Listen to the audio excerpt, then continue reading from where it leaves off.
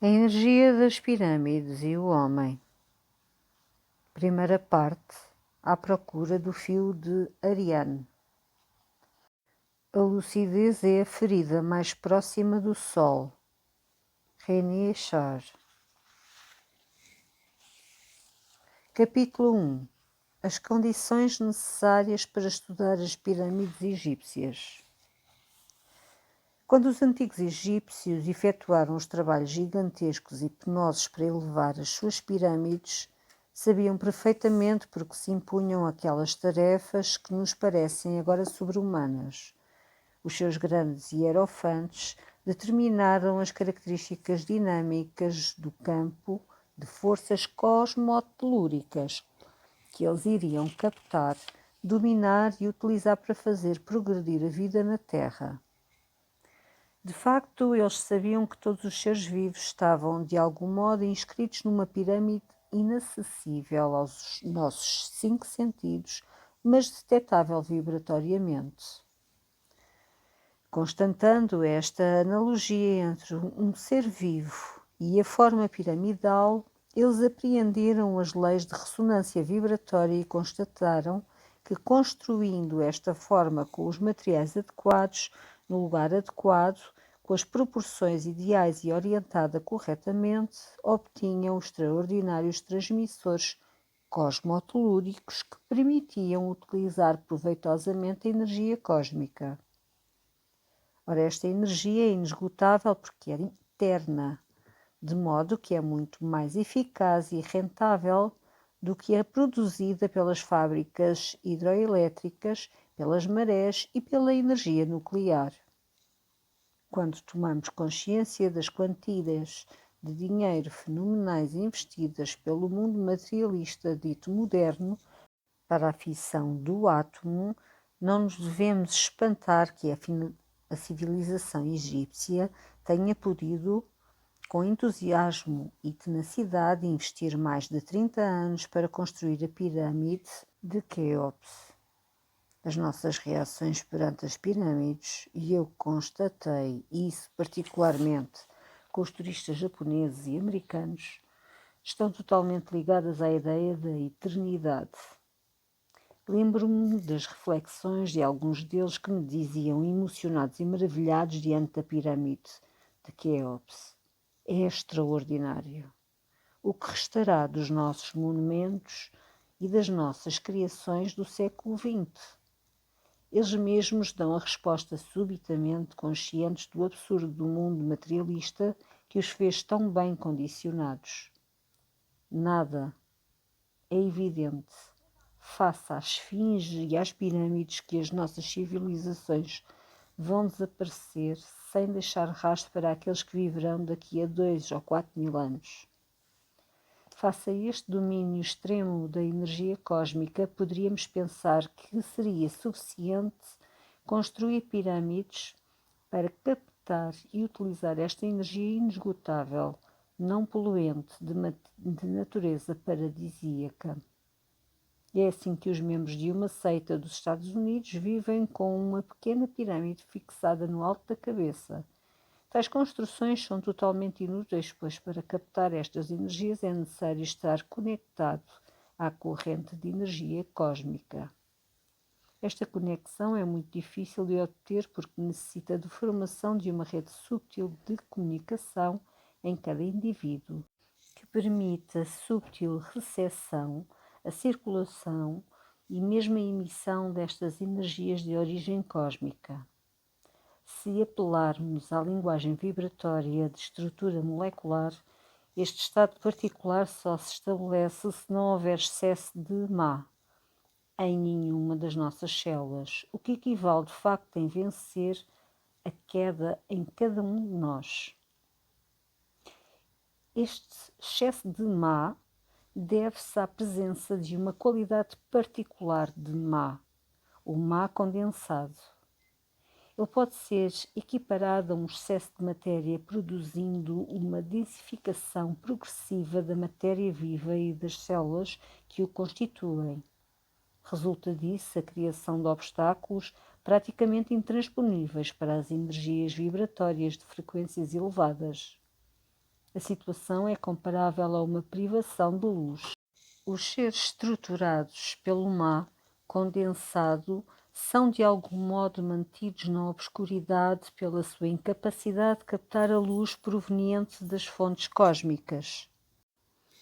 Muitos desses seres humanos são atualmente afligidos por esse excesso.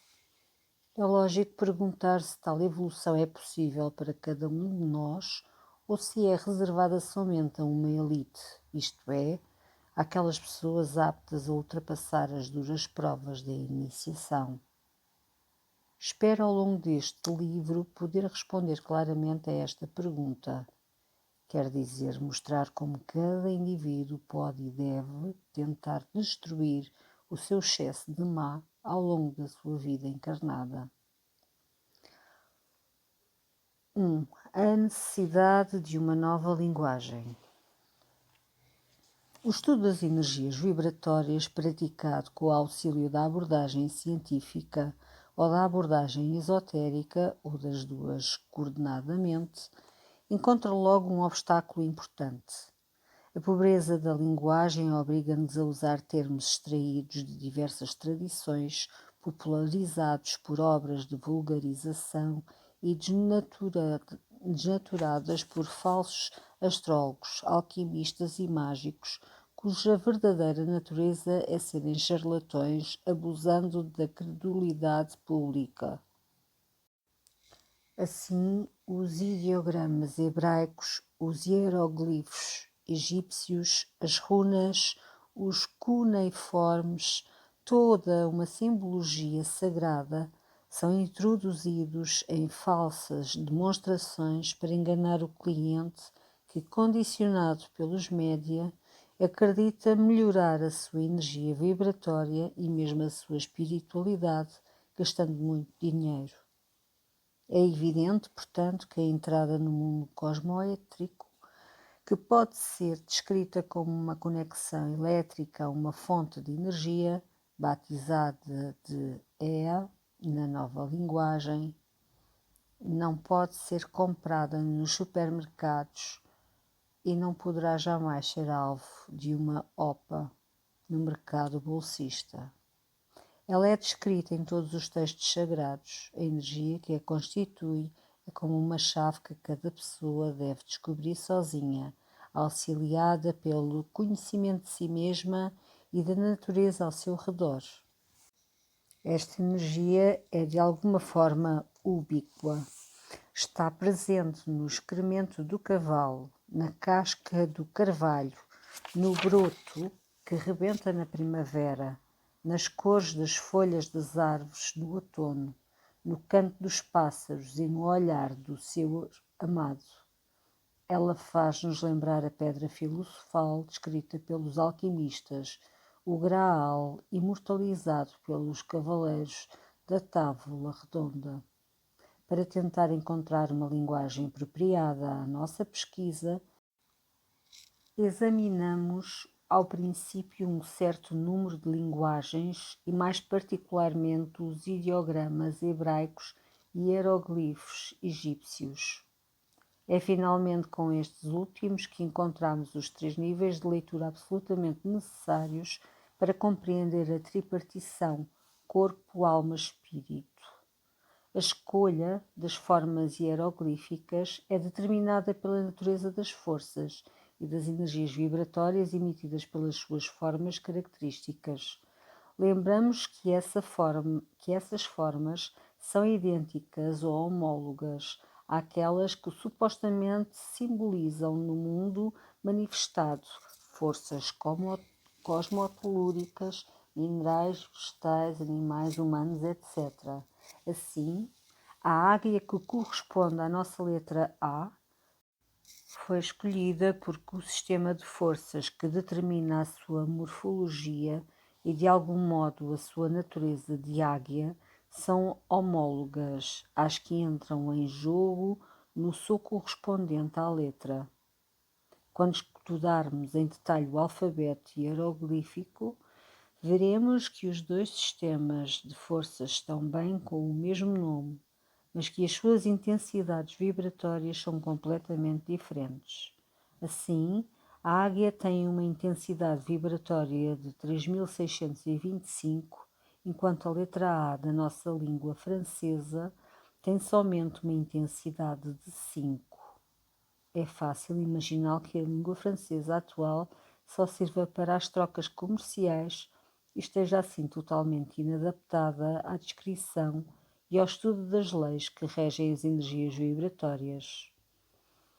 É revelador que os antigos egípcios tenham escolhido representar numerosas partes do corpo humano, a mão, a perna, o antebraço, o olho e também numerosos animais, tais como os pássaros, a águia, a coruja, o pinto, as serpentes, a lesma, etc.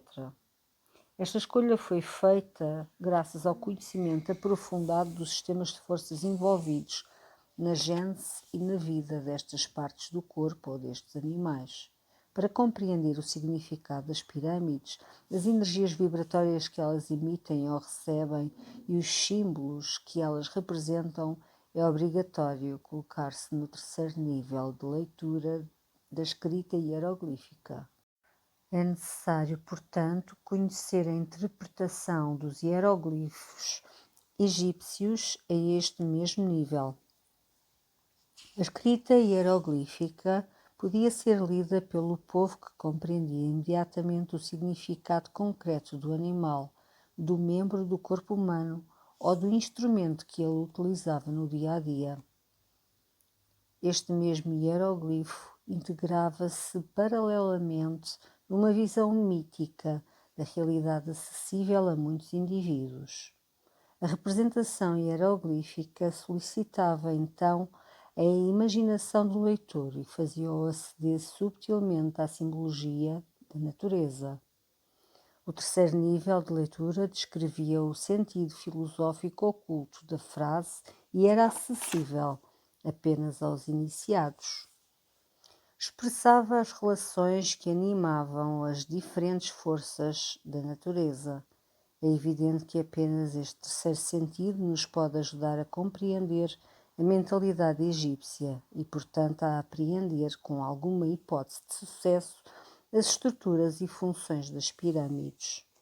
Poderíamos aplicar as mesmas considerações a todas as outras linguagens, observando, porém, que no nosso conhecimento apenas os hieroglifos egípcios combinam com harmonia e subtileza os dados do mundo diretamente acessíveis aos nossos sentidos e aos dados muito mais abstratos de origem termodinâmica. Eles conseguem descrever o sistema de forças que gera a força característica do mundo manifestado. Os ideogramas hebraicos permanecem muito mais simbólicos, apesar de, afinando a sua observação, ser possível fazer comparações morfológicas com os cromossomas das nossas células. 2. As frequências vibratórias e os níveis vibratórios. Sabemos intuitivamente que tudo é vibração. A teoria da relatividade, ilustrada pelo texto seguinte de Nicolescu, acabou por convencer todos os nossos contemporâneos da importância das energias vibratórias. Tudo é vibração, tudo é movimento. O vazio flutua de uma maneira aleatória entre ser e não ser. Os quanta criados pelas flutuações do vazio são geralmente virtuais, não se materializam nas partículas reais observáveis. Elas precisam de uma certa massa, de uma certa energia para se materializar. Como é que estas vibrações se comportam na matéria viva? Temos receptores específicos para este ou aquele tipo de vibrações? Como é que elas evoluem no nosso meio ambiente? Tais questões ilustram os diferentes aspectos do problema formulado pela própria natureza das energias vibratórias que animam o universo, visível e invisível, no qual estamos encarnados. As energias vibratórias são classificadas segundo a escala dos níveis vibratórios. Estes níveis vibratórios são diretamente correlacionados às frequências de vibração e são bem mais elevados que estas últimas. Trata-se, portanto, de uma propriedade qualitativa de energia vibratória. A intensidade vibratória é uma propriedade quantitativa que depende da energia que acompanha a vibração. As frequências de vibração são dependentes das propriedades inerentes do emissor ou do receptor considerado. Assim, as frequências de vibração recebidas pelo ouvido vão de 10 elevado a 5 a 10 elevado a 7 ciclos por segundo. Pelo olho, de 10 elevado a 14 a 10 elevado a 17 ciclos por segundo. Para a matéria viva, estas frequências não são insignificantes. Cada um dos nossos órgãos dos sentidos é caracterizado por uma gama de frequências suscetíveis a serem tomadas em consideração e interpretadas. Sabemos que não temos só mesmo 5 órgãos dos sentidos, mas os nossos outros sentidos não estão atualmente em pleno desenvolvimento e, por vezes, nem mesmo em atividade. Poderíamos dizer que estão adormecidos. A aptidão para fazer medidas de radiestesia do tipo das que descrevi neste livro está ligada a um desses outros sentidos e numerosas faculdades qualificadas pelo inepto adjetivo parapsicológico estão também implicadas nos outros sentidos em estado latente. As civilizações que precederam a nossa, tal como a civilização egípcia, tinham manifestadamente um melhor acesso a certos outros sentidos, como o demonstram as suas construções e, sobretudo, os seus símbolos. Como é possível que tais variações tenham sido produzidas ao longo dos séculos e que os seres humanos puderam perder ou pelo menos alterar algumas das suas potencialidades? A linha 1. A lei da ressonância cósmica. A lei da ressonância cósmica permite propor uma hipótese coerente sobre a evolução das frequências de vibração do universo e deduzir uma resposta lógica para essa questão. A lei da ressonância cósmica relata um jogo de trocas vibratórias suscetíveis de agir sobre a matéria viva. Imaginemos um diapasão que emite vibrações de certa frequência determinada num determinado momento. Ele poderá entrar em ressonância com um diapasão harmónico presente num ser vivo, se este ser vivo estiver num local privilegiado e no estado de receptividade apropriado. Esta lei necessita, portanto, de um determinado local, um momento oportuno, um estado apropriado. A energia é assim posta em jogo na matéria viva, foi batizada de vital ou transcendente pelos chineses. No sistema aberto que constitui um ser vivo, ela vem completar harmoniosamente as energias fornecidas pela nutrição, pela respiração e pelo património genético. Esta lei da ressonância permite explicar numerosos dados religiosos e esotéricos. A construção dos templos egípcios era feito num local cuidadosamente escolhido pelos grandes hierofantes. Nas cerimónias programadas em função das emissões cósmicas nesse local privilegiado. É necessário lembrar que certos templos eram abandonados após um ciclo de utilização intensa e reconstruídos com frequência num local mais favorável. As preocupações da mesma ordem foram frequentemente evocadas pelas catedrais góticas, como a de Chartres. Nela existem numerosos símbolos celtas e druidas.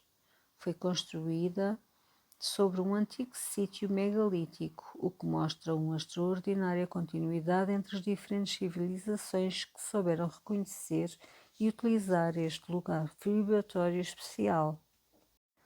Mas esta catedral é mais que um simples monumento de conhecimento. Esta entidade de pedras comporta-se como um corpo físico. Ele será o suporte material de um corpo etérico específico do edifício. Este conjunto será alimentado de um lado pelo influxo permanente das forças do lugar e de outro pelo influxo cósmico sabiamente captado. Nesta descrição encontramos dois dos componentes da lei da ressonância vibratória. A linha 2. As variações dos componentes da lei da ressonância cósmica. A linha A. As energias vibratórias do lugar. Os dados da geobiologia permitem explicar a influência das energias vibratórias do lugar. A Terra sofre os efeitos dos raios cósmicos e extragalácticos. Ela não absorve apenas os raios luminosos e infravermelhos, mas igualmente um tipo de bombardeamento de micro-ondas cuja origem se situa para além da Via Láctea. As frequências de vibração destas ondas eletromagnéticas são expressas em gigahertz. 1 GHz representa 1000 milhões de vibrações por segundo. Se medirmos as energias vibratórias em diferentes lugares da Terra e a diferentes profundidades, constatamos as variações correspondentes, seja aos nós de energia amplificada, seja aos raios telúricos comparáveis aos meridianos de acupuntura. Neste sentido, a Terra pode ser comparada, a nível das suas energias vibratórias, a um corpo vivo. No fim da Segunda Guerra Mundial, o médico alemão Ernst Hartmann descobriu uma rede dita telúrica que recebeu o seu nome. A rede de Hartmann constitui uma estrutura de raios que se elevam verticalmente do solo como paredes invisíveis de 21 cm de largura cada uma. Na direção norte-sul, existe um raio a cada 2 metros e de este para oeste a cada 2,50 metros. Podemos assim verificar que esta rede se coloca como um quadriculado ao redor do nosso globo. As dimensões deste quadriculado telúrico estão relacionadas com as raízes matemáticas da pirâmide de Quéops. É muito importante estudar as relações desta rede com a saúde e as doenças crónicas e dos seres vivos. Certos pontos de interseção destas linhas, chamados nós de Hartmann, podem ser nocivos e provocar desequilíbrios energéticos. Nós chamamos a estes pontos geopatogénicos. São locais onde não se deve parar por muito tempo, quer seja num sofá ou numa cama. Não esqueçamos que as influências do Sol são amplificadas durante a noite. Por isso, a escolha do local de colocação da cama é determinante para se proteger de tais influências nocivas. A rede de Hartmann vai interferir com os efeitos da água subterrânea, da falha dos veios de gás natural, da radioatividade e do magnetismo terrestre. Com as energias vibratórias do lugar, temos uma extraordinária ilustração da realidade da lei da ressonância cósmica. A linha B. As energias vibratórias do cosmos. As frequências de vibração emitidas pelas estruturas vibratórias do cosmos e suscetíveis de serem captadas pelos seres vivos vão variar ao longo do tempo, especialmente em função da precessão dos equinócios que determinam as eras zodiacais. Assim, ao longo da era de Peixes, que está em vias de terminar, as vibrações do cosmo captáveis pelos seres vivos estão no sistema decimal e estendem-se por frequências compreendidas entre 10 elevado a 1 e 10 elevado a 33 ciclos por segundo. O expoente 33 pode ser correlacionado logicamente à idade de Jesus Cristo, quando foi crucificado. Nós podemos relacionar estas frequências de vibração com a natureza dos mitos e dos símbolos utilizados pelas diferentes civilizações que que caracterizaram a Era de Peixes. É sintomático que o fim desta era tenha sido batizado de Kali Yuga pelos hindus para descrever uma era materialista de decadência. Vamos entrar na Era de Aquário, que é caracterizada por frequências de vibração de origem cósmica, de uma natureza totalmente diferente daquelas da Era de Peixes. Estas vibrações baseiam-se no número do ouro, letra π, e expressam-se, portanto, em potências de π, ou seja, de π elevado a 1 a π elevado a 31 ciclos por segundo. Esta evolução progressiva das frequências de vibração corresponde completamente à grande mutação evocada por todas as tradições e que se traduzirá por uma renovação espiritual. Para que esta renovação se produza, é necessário que os seres humanos se adaptem para captar as novas energias vibratórias de energia cósmica. E para isso deverão modificar profundamente os seus receptores para estas energias vibratórias. O quadro 1 mostra a evolução das frequências de vibração de origem cósmica ao longo das eras zodiacais que precederam a Era de Peixes e sobre as quais dispomos de informações coerentes. O exame da tabela ressalta de imediato uma grande diferença entre as eras que emitem no sistema baseado no número de ouro e aquelas que emitem as frequências de base 10. Estas diferenças vão se refletir a todos os níveis de realidade nas civilizações que marcaram estas eras. Elas serão particularmente espetaculares a nível dos mitos e dos símbolos.